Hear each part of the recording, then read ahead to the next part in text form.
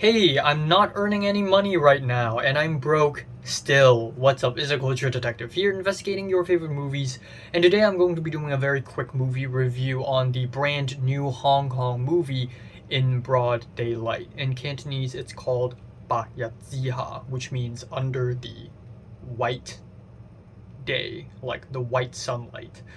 I actually already made a movie review for this movie in Cantonese, link in the description. If you understand Cantonese, watch that one instead. But yeah, from now on, here on out, whenever there are new Hong Kong films, I would review them in Cantonese first and wait maybe a few days before doing it in English so that Hong Kongers and Cantonese speakers can get an exclusive head start. But anyways, in this video, I'll basically be reiterating the same points that I've said in that other review of the same movie. In Broad Daylight is a movie directed by Lawrence Kahn, and it's one of the 3 films in the opening screenings of the Hong Kong Asian Film Festival, and also one of my more anticipated movies out of that festival. Unfortunately, I couldn't watch this movie in its opening night because all the tickets are immediately sold out within like an hour or something. So obviously I didn't stand a chance. But just like Drifting and The Narrow Road and The Sunny Side of the Street and so many other more movies, this movie is yet another socio-politically charged realist movie. It's another one of those. I don't know why, but ever since the late 2010s, a lot of indie Hong Kong cinema is basically the same genre of movie. And it's socio-politically charged movies that explores something socio-political, like an issue, like homelessness and drifting, or just being stuck and unemployed and poor in the narrow road, poverty, racism, and The Sunny Side of the Street. And now we have a story about the elderly and the mentally disadvantaged being abused in sort of this home, this elderly home, or this elderly home is, I guess, the best way I could describe it. Elderly slash mentally disadvantaged home for the disadvantaged, essentially.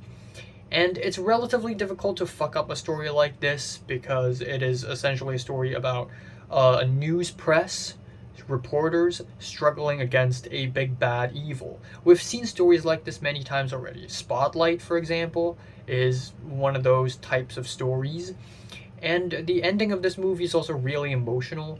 I shed a single tear when I watched the ending of the movie, and it's not that impressive though, because it tries really hard to make you cry, and it kind of worked out at the end because it was pretty emotional, but I wasn't really that impressed with that aspect.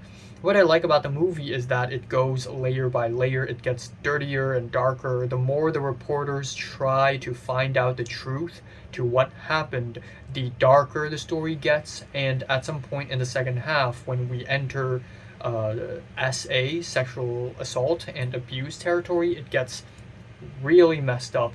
Everyone in the audience in the theaters were pretty shocked in that scene. But yeah, I guess there are pros, but there are also cons. Some people are like, oh my god, this is the best movie to come out of Hong Kong. And certainly it is one of the better movies to come out of Hong Kong in the last few years, but it's still nowhere near as good as it can possibly be. The dialogues, first of all, huge issue. It is really forced, very dramatic, and very unrealistic. I don't like it when Hong Kong movies do that, where every single word in a dialogue is just enunciated clearly and perfectly. The antagonist of this movie is the warden of that elderly home, and he's like this really raggedy guy with facial hair, and he acts weird, and for some reason his vocabulary is really strong. Either that or my Cantonese is just terrible. The casting is a bit weird, and again, huge issue. It tries too hard to be emotional and melodramatic. It tries way too freaking hard. And that is a huge issue that a lot of Hong Kong films suffer. And sure, it is a characteristic of Hong Kong cinema, but there's good melodrama and then there's excessive melodrama. Like, for instance, Infernal Affairs has a lot of melodrama in it, but it's really appropriate. It's used really well in really key moments, and it really pushed the plot forward. And here, it's just trying too much. And I just wish that this movie is more slow paced, more objective, more long takes, more still shots, more wide shots. I wish this movie is longer and simpler. I wish there's more of a outsider perspective on this movie. I wish Koreeda directed this. If Koreeda directed this, this movie would have been so much more slow, but also it gives so much more space for the audience to sink in, to really realize the gravity of the situation. Maybe it's because I've been watching too many slow-paced art house films that I'm sort of more used to a slower pace, but this movie would definitely work better if it's slower. I wish it's slower. And there are also scenes where it doesn't really feel that grounded. I wish the final scene, I wish the courtroom scene is longer. Some people are like, well, maybe it's okay because maybe the legal aspect of the movie doesn't really matter that much. But that's not the issue here. The issue here is I think that the rhythm of this movie, the pacing of this movie can slow down so that the final scene can hit you harder.